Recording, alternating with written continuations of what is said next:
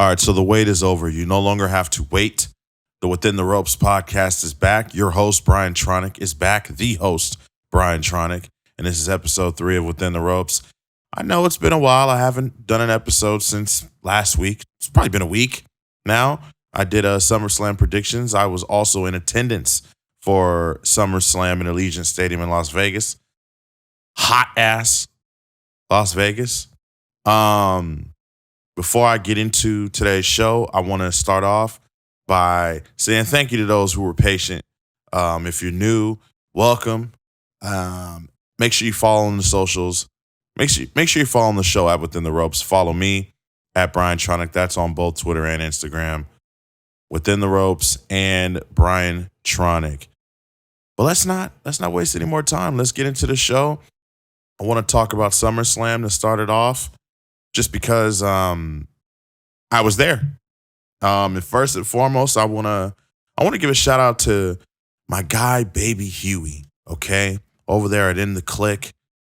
Met up with him over the weekend. Me and my family got to hang out with him.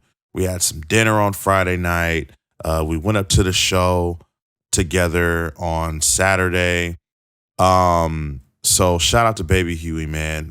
Make sure you guys check out In the Click. Follow In the Click on Twitter, Instagram. I've made an appearance on In the Click a few times, so please make sure you guys follow In the Click. Follow Baby Huey as well. Yeah, man, it was great. It was great hanging out with him. We had a fun time. Talked a lot of wrestling. And like I said, follow him. Follow Baby Huey at Baby Huey 83 on Twitter. Follow In the Click. That's INTHEKLIQ. All right, so make sure you guys do that. SummerSlam to me was fun. It was great. It was entertaining. The electricity, the energy in the building was undeniable. I know that if you were watching at home, some matches and some things might have come across a little different than if you were in the stadium or whatever. But I was there, and so I'm here to give my perspective on a lot of the matches and a lot of the reactions because I was there. They started it off on the kickoff with Big E and Baron Corbin. Big E would pick up the victory there. Nice reaction for Big E, especially after he recaptured the briefcase. Look, Big E is great. He's fine.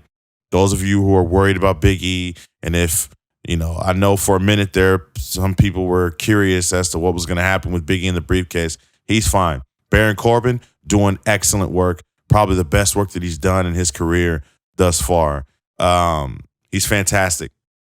They started off the main show with RK Bro defeating AJ Styles and Omos for the Raw Tag Team Championships. That match was incredible. The energy was incredible. Riddle and Orton obviously got massive pop when they won. This was obviously what everyone was, I guess, anticipating. This was great. Randy Orton, Riddle finally becoming tag team champions. They're finally a team. RK Bro officially a team, and this was great. The next match they had Alexa Bliss and Eva Marie. Alexa Bliss would pick up the victory. This match was not that long. It was about 4 minutes, maybe close to 4 minutes. I did not enjoy this being on the main show. All this match to me proved was Eva Marie's just not ready. She's not a good wrestler. She's trash. She's not good at all. Alexa Bliss, the ovation that she got, the cheers that she got was really cool to see and hear. Alexa Bliss at this point is just a WWE vet. She knows what to do, when to do it, how to do it. She does her job great. But I think she deserved a little bit better than Eva Marie. I get they're trying to set up the Eva Marie and Doudrop story and all that, because after the match, Doudrop grabbed the mic and announced that the loser of the match was Eva Marie. She put on the robe. She strutted back up the ramp to backstage, all that type of stuff. Look, I get it. This is specifically and obviously for Eva Marie and Doudrop, but they could have had that match on Raw, and the outcome could have been better for TV, in my opinion. The next match, Damian Priest against Sheamus. Sheamus defending the United States Championship. And what I've been waiting for and what I've been hoping for finally happened. Damian Priest defeated Sheamus for the U.S. Championship. This match went almost 14 minutes. I enjoyed it. Damian Priest got a huge reaction. Again, another one of those matches where you saw the build leading up to SummerSlam and you kind of knew what was going to happen. You understood, Damian Priest is going to finally beat Sheamus and get the United States Championship. I believe he's still undefeated in singles matches since he's come to the main roster. I think. Yeah. So I think that that's a cool thing for Damian Priest. I know everybody got a little worried after the Bad Bunny situation and Damian Priest only feuding with Miz and Morrison and being wrapped up in that whole situation. But he's a U.S. champ now, so congrats to him. The Usos defending the SmackDown Tag Team Championships against the Mysterios in a match that I felt like was good, but didn't need to happen again. Usos came out on top, obviously retaining the SmackDown Tag Team titles. I thought Dominic was going to turn on Ray here. I don't know if and when they do that. Hopefully they do something like that soon. I don't know. But I don't know. I'm just left kind of like, why? Like, it's one of those situations like, why? Like, yet again, here we are in the situation, rematch slam, But anyways, it is what it is. I'm glad the Usos won. Shout out to my cousin Steve. He says that we need to. Those of you who listen to the predictions, we talked a little bit about the Usos possibly going up against the Street Profits. I know that technically the Street Profits probably don't like not deserve, but like they probably like they ain't. I think they got somebody ahead of them in line, and that would be Alpha Academy. I think Alpha Academy deserves a shot next, and then maybe you can, put the Street Profits in afterwards. I don't know. Who knows?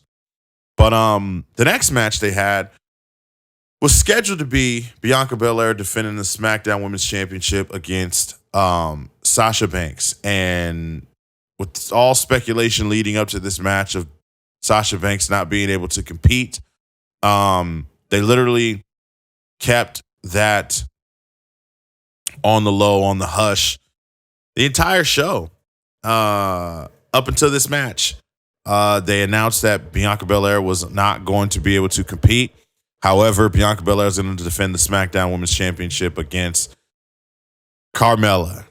And I can tell you the deflation in that crowd after Carmella was announced as Bianca Belair's opponent was impeccable. It was nothing like it. There was nothing like it. Yeah, I don't understand why they would do it that way. I get it. They were kind of pressed, backs against the wall, don't really know what to do. But if you guys knew ahead of time, whether that be days or hell, even a week before SummerSlam, that she wasn't, or it was a big possibility that she wasn't going to be able to compete, you could have done a lot better than Carmella, right? Even leading up to what happens next, which was Becky Lynch returning, her music hits, and she returns. The crowd goes crazy. Everybody's swinging those WWE towels that they were giving out as you were entering the stadium. Everybody's swinging those towels. Everybody just going complete apeshit, right? And Becky would take out Carmella and then basically challenge Bianca to a match. The bell rings. Becky extends a hand, hits her with an elbow or a forearm shot, hits the manhandle slam, and in 26 seconds, Becky Lynch becomes the new SmackDown Women's Champion. Very, very strange. Very, very weird to me. But not as weird and strange, and I wasn't as angry and upset as most people. And here's why. Later on, the reports came out that Becky Lynch is indeed a heel now. They're going forward with her being a heel. They said it was at her request, and I like it. I like it. We got to wait and see what happens. I don't think Bianca Belair's buried. I don't think that she's, I don't think they made her look like an idiot. I think what what happened was Bianca Belair was expecting Sasha, didn't get her, was so used to Carmella, so she wasn't tripping, and wasn't scared of Becky Lynch, so she accepted the challenge. I mean, that shows Bianca Belair is a true fighter, a warrior, doesn't back down from anything. And hey, Becky Lynch extended her hand. Bianca Belair's she's not a heel. She's not a fucking, you know what I mean? So of course she's gonna accept the handshake before the match.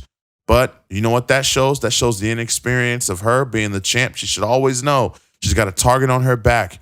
And that shows the veteran mind of Becky Lynch, who has been in the game, knows what she needs to do and how she needs to do it to get the upper hand. I know it was very Charlotte Flair-like, but what have I been saying on this show since the beginning? Charlotte Flair is hands down the greatest of all time. I have been saying this. People are starting to take her shit. They're starting to take things out of her book, and it's not even done being written yet. Okay? So, Bianca Belair losing the championship, it sucks. The way it happened sucks, but you got to look towards Sasha at all, because there's no way that this was scheduled to happen, right? This wasn't going to always happen. So you got to look at what happened, what's going on with Sasha. It's none of my business. I'm not trying to get into her business. I hope she's okay. But, I mean, come on. You got to know that this has a lot more to do with them just trying to figure it out. And I know, I see a lot of the tweets. They could have done Toni Storm. They could have done Shotzi and Tegan and all these other girls. But they went with Becky Lynch, and we just have to deal with that, unfortunately. So it is what it is. I hope that Becky Lynch is so much of a heel to where it makes Bianca Belair an even bigger babyface than she already was. That's what I hope for. Anyways, let's move on. The next match, Drew McIntyre, Jinder Mahal, another match, in my opinion, that didn't need to be on SummerSlam. It was whatever. Drew McIntyre picked up the victory in about 5 minutes, so whatever. Veer and Shanky were banned from ringside. They come out at the end. Drew McIntyre grabs the sword. You know the rest. The most important thing about this card was to come next. In a 13-minute triple threat match, Charlotte Flair, okay, the Queen City, all right, Nikki Ash, the champ, and Rhea Ripley. Charlotte Flair would go on to win this match via submission. And might I tell you, that Las Vegas crowd was absolutely hot for Charlotte Flair. I don't know what y'all heard. I don't know how I came across on TV, because I'm going to be honest with you. I have barely watched it back. I kind of skimmed through, but I haven't even watched the entire show back. That's how busy and that's how crazy this week has been. Just trying to catch up and, you know, figure everything out and get back in the swing of doing what I do, right? But shout out to Charlotte Flair. I want to say this one more time. Shout out to Charlotte Flair, the Queen City. Okay? Was just flawless. Absolutely fantastic. That moonsault, I don't know, some type of corkscrew, moonsault. Y'all seen it. Y'all know what it is. Okay? She carried the entire match, in my opinion. She carried the entire match. I don't care what anybody says. She carried it. Charlotte Flair, always doing the carrying, always the greatest. People taking pages out of her book and whatnot. You know, come on, man. The next match was another banger, 21 minutes, 15 seconds. Edge, the rated R superstar, who had a dramatic, drastic, fantastic, outrageous throwback entrance. Okay, with the Brood music and coming up with the ring, the fire and all of that. It was great. Seth Rollins looking like Michael Jackson or Jack Sparrow or whichever one. Maybe both. Seth Rollins always has really dope gear ideas. So I knew he was going to put on something fire. But Edge, man, that entrance, it didn't get as big of a reaction inside of the stadium as I felt like it should have. Maybe there wasn't that many people who seen the Brood, or I don't know. I'm not going to say that. If you know wrestling, you should know the Brood, okay? So I don't know. Maybe people were just confused as to what was going on, but the hype, the crowd didn't go crazy until that. You think you know me? The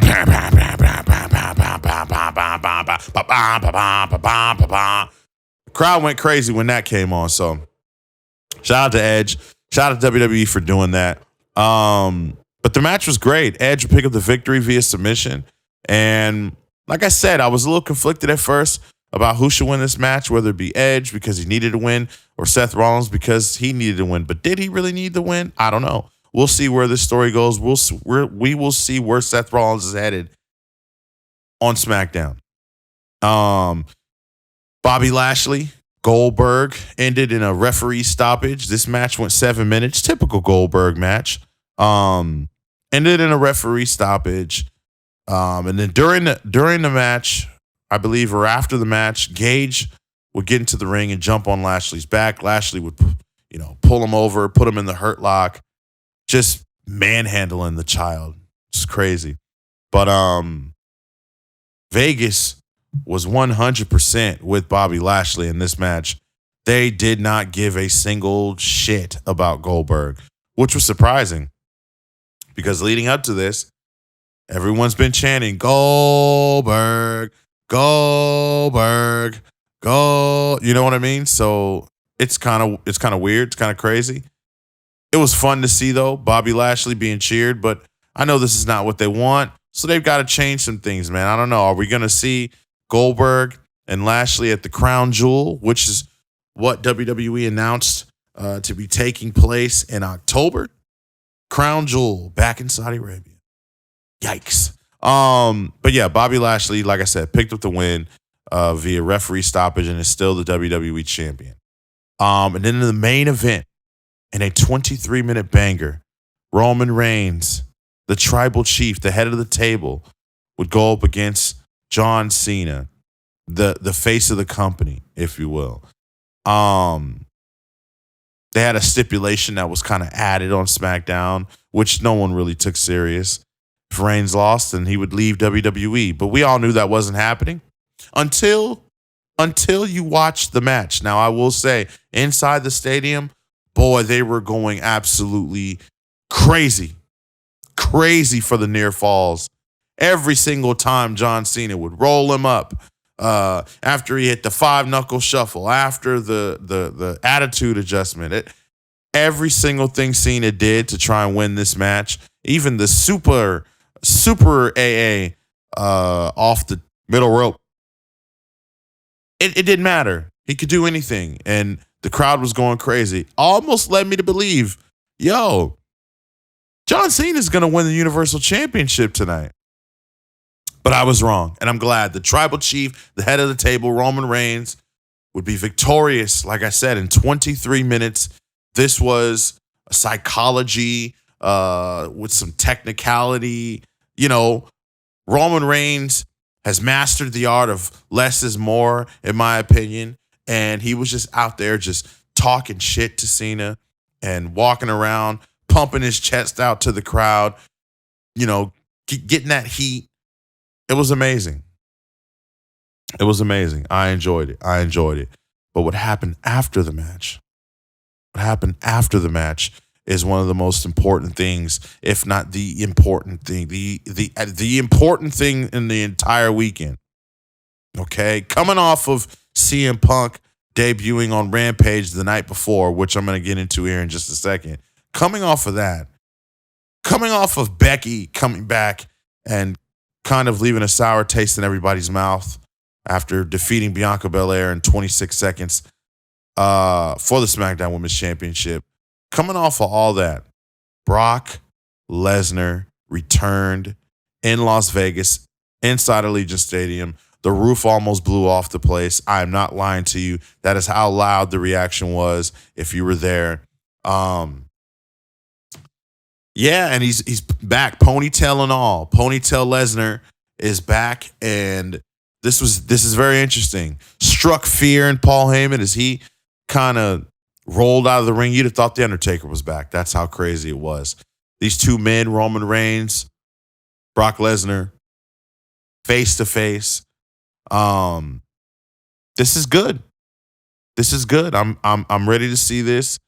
I know some maybe think that this is too soon, but I think it's time, at least for them to tease it, and see kind of what's to come. Whether that's going to be at Extreme Rules or whether that's going to be at Crown Jewel, I don't know. But Brock Lesnar coming back was dope. I'm glad to see him back, and I can't wait to see what they do with Roman Reigns. And him and Paul Heyman, Paul Heyman on a pole match, or whatever. Who's gonna get the services of Paul Heyman? You know, all that shenanigans. But let's move on from SummerSlam. It was a great show. It was fun to be there. Stadium was really nice. Everyone was enthusiastic. Don't really get much of that in a WWE show nowadays, especially ever since fans came back. So that was cool to see. Sasha Banks. I'm not going to spend too much time on this because I don't want to get in her business, but where is she? What's going on? This isn't the first time that this has happened. Okay, she's wanted to disappear an awful lot, and it concerns me for everybody else involved when it comes to getting in the storyline with Sasha Banks. And I don't think that people are willing to put the focus on Sasha and what's going on with her and how this could have been the cause for them to go elsewhere in terms of Bianca Belair and the SmackDown Championship and everything. Like, I mean, when it rains, it pours. You don't get the I Quit match with Bayley, and then you don't get the return match at SummerSlam, which, in my opinion, this was the real co-main event. You don't get that because there's no Sasha Banks, and it sucks. So I'll say this. I'll end it on this. I hope Sasha is healthy. I hope she's safe. I hope she's cool. I hope she's good. And, you know, we'll see. We'll see what happens going forward. But I don't know, man. If this keeps happening, we're going to have to really lock eyes on Sasha and really kind of figure out, like, hey, yo, what the hell is going on? If she doesn't have COVID, if she's not pregnant, and if it's just a mental thing, I get that too. But if that's the case, I mean, you're holding back other talent as well. I don't know, man. I don't want to be mean. I don't want to say the wrong things here, but I'm just gonna say what's on my mind. Like, I feel like, yo, we got to get it together now. You know what I mean? Like, get it together, figure it out, so that this doesn't continue to happen to WWE and to just your opponents. You're leaving them out on an island. Don't do that. Nick Khan sat down with Ariel Helwani in an interview, talked about a lot of things, talked about SummerSlam, talked about, who's behind the releases and how those decisions are made, confirmed that it's a collective effort. It's him, Vince, Stephanie, Triple H, Bruce Pritchard, et cetera, et cetera, et cetera. Johnny Laurinaitis, all that good stuff. One thing he talked about was the NXT revamp. He says that look forward in a couple weeks, in a few weeks. Look forward in a few weeks. Gonna have new logo, new lights, new production, new feel, younger talent, and I'm ready for it. I think a change is good for any and everything. Freshen it up. I know that a lot of you are upset and don't like the fact that NXT is changing, but it could be for the better, and I hope it is. I think it is. I think it's going to be for the better. Do your thing, stay in your lane, do what you know. Build and create new young stars, new young talent. He also talked about the fact that, they don't just want to look for indie talent anymore. Think about it. That makes sense. That makes sense. Look at the homegrown talent that they have that aren't big indie names. They're literally everyone that is big in their company right now, outside of the indie talent. So I think is good. Vince should go with what he knows. I know a lot of you say that he's not good at building and creating new stars. And you're right. He hasn't been good at that because he's been picking from, other places and other companies and, piggybacking off stars that other people make or if they make a star out of themselves, he's been piggybacking off that for a long time. So now let's make sure that we can get back into the business of doing that. And if it works, it works. If it doesn't, it doesn't. It is what it is. All right, let's go over some Monday Night Raw. Let's talk about everything that happened on Raw just real quick. We're going to run through it. They opened the show up with the almighty Bobby Lashley, which I felt was suiting. It was appropriate. It was the best choice possible, obviously, because that's your champion. And let's just cut all the crap out, okay? They talked about Goldberg and Gage and all that, but what's more important to me is it's like a breath of fresh air. We got the United States champion, the new United States champion, Damian Priest, coming out there basically challenge Bobby Lashley. He said, I'm not going to, come behind you like a coward. I'm coming to you face to face and telling you I want to face you, right? So, after a short brawl, we got that. Got Damian Priest versus Bobby Lashley, which ended in a disqualification with the involvement of Sheamus, the former United States champion. Then we would see Drew McIntyre get involved to come and make the save to help Damian Priest. Then we would get the good old impromptu tag team champion, tag team match. Damian Priest and Drew McIntyre against Bobby Lashley and Sheamus, who would go on to lose this match against Damian Priest and Drew McIntyre. Bobby Lashley leaving Sheamus hanging. Pretty crazy. Pretty interesting, if you ask me. Later on in the night, they would have like a segment backstage where Sheamus was yelling at Bobby Lashley. So I don't know. It feels like a breath of fresh air getting Lashley and Sheamus or Priest and Lashley, McIntyre and Priest. Like all of that is intriguing to me. It sounds great. Karrion Kross. And I had set aside some time to go over Karrion Kross and the new ring / entrance gear with the helmet, the gladiator garbage that he came out in. But you know what? I'm not gonna sit here and I'm not gonna go through a complete slander fest on Karrion Kross, okay? Because Karrion Kross is my guy. I like Karrion Kross. Karrion Kross, regardless of his ring gear, he dominated Ricochet. Made him submit to the cross jacket. That's all you can ask for, really, at this point. I mean, if you're really that concerned about a person's ring gear or anything like, he's already, like, to the majority of WWE fans, boring, no personality, whatever, right? Already. So why not just continue to try things and, go in that direction of trying things, I guess, like why not do that? I think that even for Karrion Kross, it shows that he's a true pro. I like when people go out there and aren't afraid to try new things, whether they like it or not. They just go out there and they try and get the job done. Listen, I know that we're going to see Scarlett soon, guys. We're going to see Scarlett soon. I'm sure he's going to have more meaning to him, and hopefully we get more meaning to, this whole situation makes Adam Cole to WWE Raw, the main roster, more scarier than ever. Now that I'm talking and I'm actually looking at Karrion Kross in the whole get up. This is scary. I'm going to get to Adam Cole in a minute, though. Karrion Kross defeated Ricochet. I'm glad. Dominated him. Xavier Woods had a match against The Miz.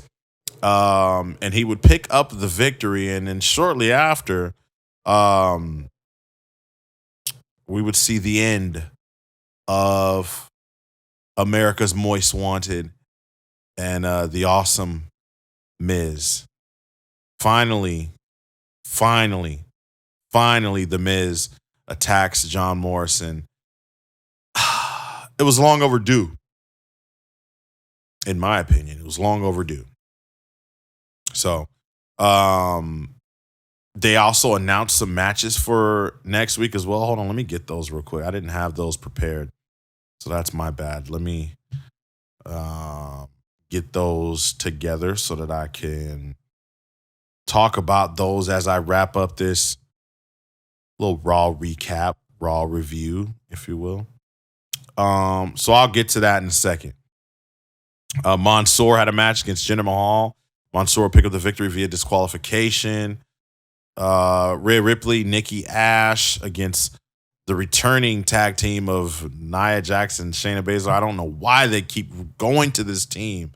Why do they keep doing this? Shayna Baszler needs to be a singles. Nia Jax needs to be a singles. I don't know why they keep going back to that team. But Rhea Ripley and Nikki Ash made a great tag team, in my opinion, and they picked up the victory. But look, the Queen City, Charlotte Flair, ain't that crazy? She beat him so bad they had to team up.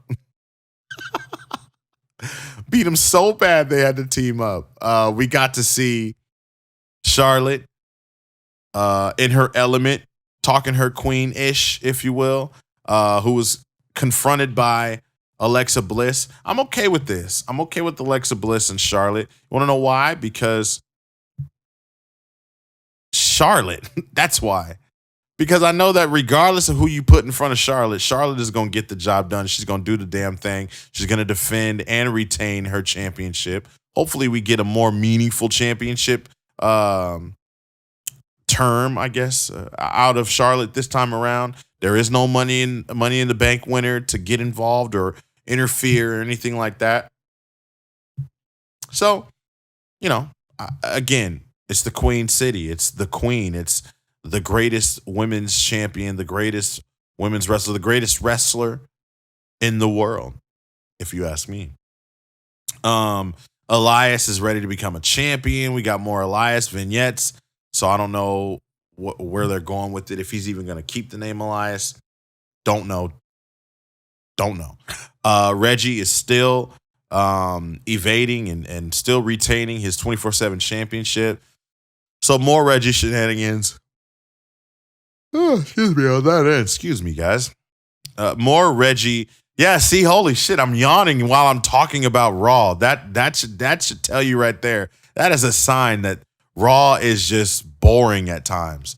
But I promise I didn't think Raw this week was boring. It's just, come on, man. I'm catching up on my sleep. I was in Vegas this past weekend, guys. I was having a good time. Okay, I wasn't doing too much. I was just with my family, but still, it was hot out there. We was up late, all types of stuff.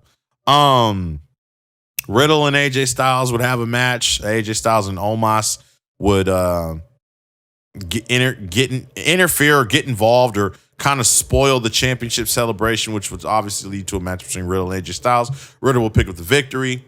And yeah, so next week we got some matches announced. We got the Almighty taking on Sheamus in a match. Eva Marie and Doudrop had a little bit of a scuffle backstage, or Eva Marie kind of interrupted Doudrop's interview. And so we're going to get Doudrop versus Eva Marie. Hopefully Eva comes prepared to wrestle. I don't know. Johnny Drip Drip, America's Moist One, and John Morrison is taking on The Miz next week as well. And I think that's it. I think that's all they got announced for Raw next week. And so far, so good. No rematches. At least I don't think. Yeah, I'm checking. I'm looking to check right now. Give me a sec. Oh, my alarm just went off. Sorry about that. Is that it? I think that's it, you guys. I think that's it. I think that's all the matches that have been announced for next week. So, yeah.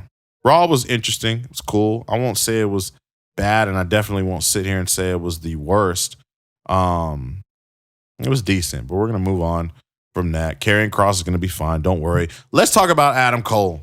Baby, contract is up tomorrow, Friday, if you will. He is not showing up on Rampage. Rampage was taped, so just to put that out there, he's not showing up on Rampage.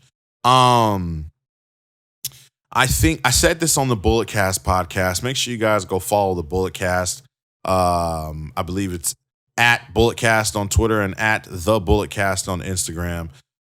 As you guys know, that I am the newest member of the Bulletcast. I am podcast elite.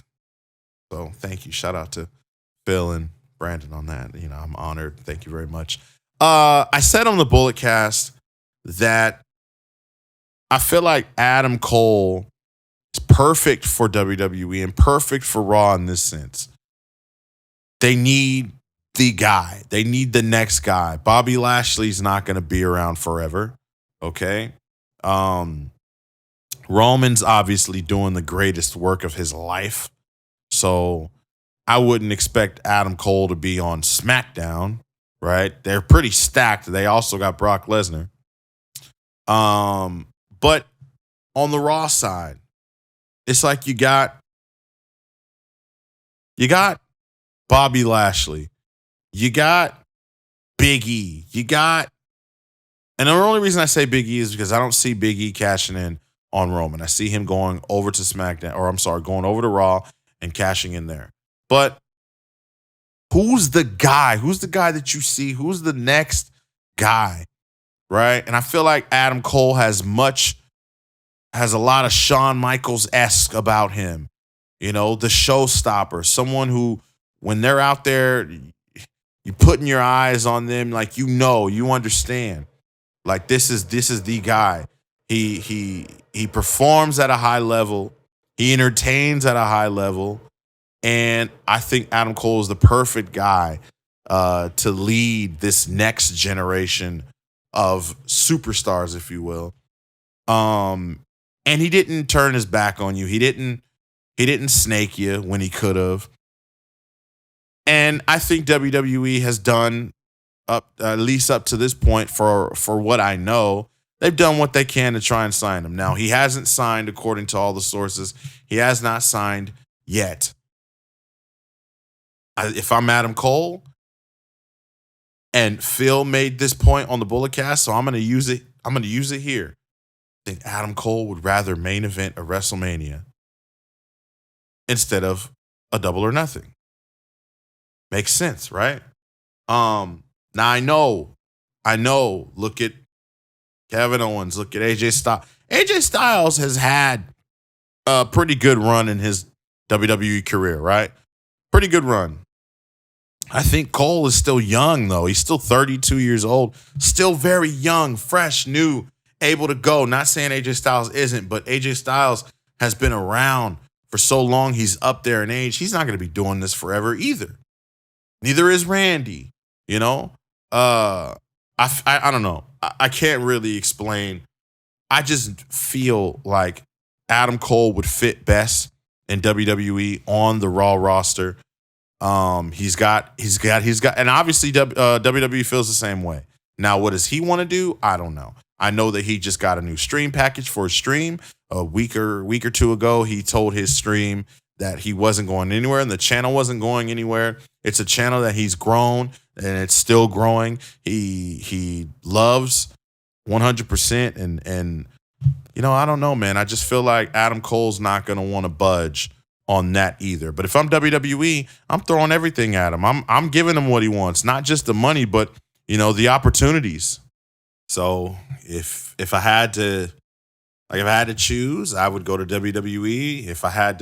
If someone asked me, where do I think Adam Cole's going to go? I think he's going to go to AEW. But, you know, we will see. Speaking to someone who went to AEW, I'm going to briefly go over my feelings and thoughts about CM Punk. I know it's been almost a week, but I'm still going to talk about it. CM Punk was one of my favorites.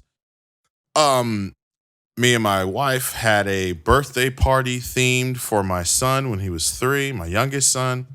That's how much of a CM Punk fan I was. Money in the Bank 2011 was a very huge pay-per-view for me. I remember coming home from work and watching that at I didn't get to watch it live, but I had ordered and recorded it. And, you know, it was one of the greatest Punk matches / moments. The electricity. I wish I was in Chicago during that. The crowd was crazy. But yeah, everything. I loved Punk when he was leader of the New Nexus. I loved the Straight Edge Punk, Straight Edge Society. I guess you could say I'm straight edge. So yeah, I related to him a lot. All that stuff. So seeing Punk come back, don't want to get it confused there. Was really, really cool for me. It was bittersweet because I wished he was in WWE, but that didn't happen, and it's not gonna happen. So yeah, this is the best that I'm gonna get, and it's cool. I mean, I don't have a problem with AEW. Outside of the very few things that I don't like that they do or they don't do, but it's cool, man. I'm glad he's happy. Everybody got ice cream bars after Rampage last week. He says that there's going to be ice cream bars available at All Out. He's going to be going up against Darby Allin. He dropped a little teaser on Dynamite and said the crowd was chanting yes, and he talked about that was somebody else's shtick, and you're going to have to be a little bit more patient. Of course, the crowd went wild. So it's just cool, man. It's cool that it's weird watching his Instagram stories or watching his tweets and seeing him tweet and post things about wrestling. So weird. But what's most important to me is, can he still go in the ring? That's my question. Can he keep up? Now, I'm not going to really judge him too much off this first match with Darby because, I mean, it's his first match back, right? But I'm curious, over the next few months, can he still go? And we're gonna find out here, hopefully soon. But that's what's most important to me, is can he still go? And of course, outside of him being happy, I'm glad he's happy. I'm glad he's where he wants to be, where he feels is the best place, and all that jazz, and all the talk with Daniel Bryan and Bray Wyatt, and all of this is just giving AEW even more popularity. And I talked about this on one of my reviews. I don't know, last month. AEW, they're so popular right now. They're more popular amongst the wrestling crowd, right? In terms of wrestling, pro wrestling.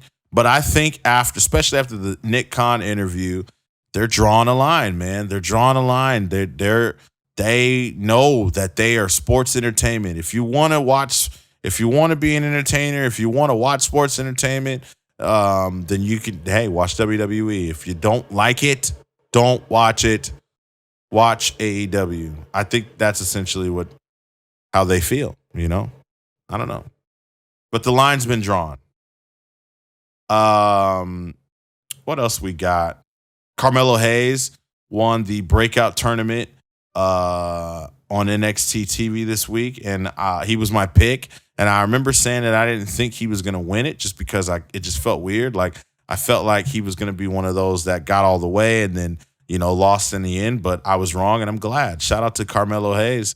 He is the breakout tournament winner, and he gets a future championship opportunity. Whether it be the NXT champion, the North American champion. I think it was Denise Salcedo had said on Twitter that, hey, it'd be nice if he used his contract or his win or whatever to say he wanted to go after the tag titles, and then him and Odyssey Jones, which is who he beat, formed a tag team and went on to win the tag team titles. That would actually be pretty cool. That would be pretty dope. During SummerSlam, they announced that Money in the Bank next year will be 4th of July weekend, July 3rd, inside Allegiant Stadium. That's going to be fucking crazy. Money in the Bank in a stadium, 50 plus thousand people. That's going to be crazy. I'm excited for that. I'm probably going to be in the building for that as well. WWE's new pay-per-view, Day One is the name that they announced, Saturday, January 1st, 2020. I'm curious. I hope this is a new era of WWE pay-per-view names. Some people were like, oh, you should have called it New Year's Revolution. Why? That's old. I don't want old. I want new. They want new. They got to evolve. Oh, so a name like All Out and Full Gear is cool, but Day One is stupid? Come on, man. Stop living in the past. Let's move on. Let's want more. Let's expect more out of these companies. And at least WWE, like, come on, man. Expect more. Expect new. Expect fresh. You know? Stop wanting them to give us. That's why they keep giving us the same old shit, boring shit all the time, is because people keep wanting it. But yeah, Day One, Saturday, January 1st, did I say 2020? I meant 2022. Holy shit. I even wrote down 2020. What the hell is wrong with me? Anyways, Dark Side of the Ring returns September 16th for season 3. 7 new episodes. And yeah, they got the plane ride from hell. Chris Canyon, aka Mortis. Rest in peace to Chris Canyon. Johnny K9, Luna Vachon, Steroid Trials, XPW, and more. So that should be interesting. I'm curious about the Chris Canyon one, the Steroid Trials, Plane Ride from Hell. Should be interesting. Should be dope. And I think that's pretty much it. As far as the wrestling news goes, they announced more of the card for All Out. They got Casino Battle Royale, and the winner will get a shot at the AEW Women's World Championship. So that's cool. What else do they got? I guess I can go over the card for All Out since they released it. Since they released all the matches, let's go over it. Let's see if I can find it. Let's see. Okay, Pac versus Andrade El Idolo in Chicago, September 5th. Let's see. What else do they have? Let's go down. I know they got Christian Cage going up against the AEW World Champion Kenny Omega. I was going to go over Dynamite, but it is what it is. CM Punk was probably the most important thing on that show anyways. Is that it, brother? Oh, the Young Bucks are going to go up against the winner of the Lucha Brothers and Jurassic Express for the tag team championships inside a steel cage. Look, man, I really wish the Varsity Blondes went over the Lucha Bros here, but, I get it. You ain't got to say it. You ain't even got to say it. It's the Lucha Bros. I think that's it, you guys. I don't think that there's anything else, really. Oh, let me go through the card. Yeah. The final fight, MJF, Chris Jericho. Chris Jericho cannot defeat MJF. He'll never wrestle in an AEW ring again. Or that's at least what he specified. I don't know if they're going to go with that. Dr. Britt Baker, DMD, defending the Women's World Championship against Chris Statlander in a very, I think that's kind of bleh. Not really too excited about that. Paul White, QT Marshall, bleh. Don't really care about that either. And like I said, CM Punk versus Darby Allin. So I think this show is being built around CM Punk, Darby Allin. All the other matches are just kind of blah at this point, but we'll see. We'll see what happens. Maybe it'll be a good show. I'm sure it will be. But that's it. I'm going to wrap up this show, episode 3 of Within the Ropes. Sorry it came so late. I will get back to a regular schedule. Hopefully, I'll have an episode for Sunday. I know that I've pretty much talked about everything that's happened this week. But I'm going to get back on track with that. SmackDown post-show tomorrow, so make sure you guys stay tuned for that. Yeah, follow the show at Within the Ropes on Twitter and Instagram. Follow me at Brian Tronic on Twitter and Instagram. WithinTheRopesPodcast.com. Make sure you guys go there. That's where you can find pretty much everything, all the socials, wherever you listen to your podcast. Make sure you subscribe to the podcast. And that's all, folks. I appreciate everybody for tuning in, checking me out. I'm back, and I'm going hard, better than ever. Original content coming to the YouTube. I've been saying that. I promise, original content coming to the YouTube. Make sure y'all stay tuned. Make sure y'all are subscribed to the YouTube, Within the Ropes on YouTube. Just go to withintheropespodcast.com and find it. Click on the link, all that good stuff. All right, I'm out of here. Charlotte Flair, greatest wrestler in the world right now. The Queen City, the queen of all wrestling, the queen of everything. And I'm out. Have a good one, wrestling fans.